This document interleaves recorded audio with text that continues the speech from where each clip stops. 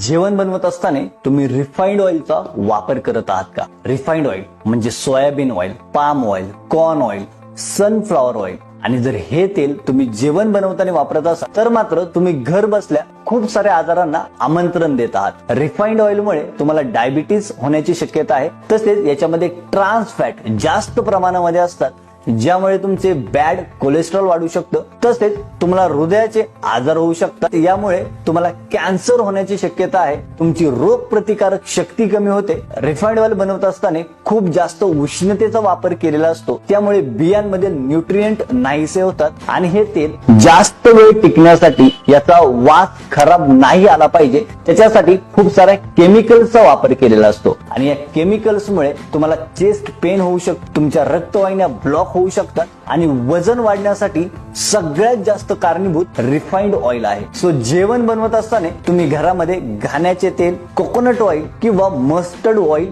Use करू शकता. हा व्हिडिओ अशा व्यक्तींसोबत शेअर करा जे जेवण बनवत असताना रिफाइंड ऑइलचा वापर करतात. Thanks for watching.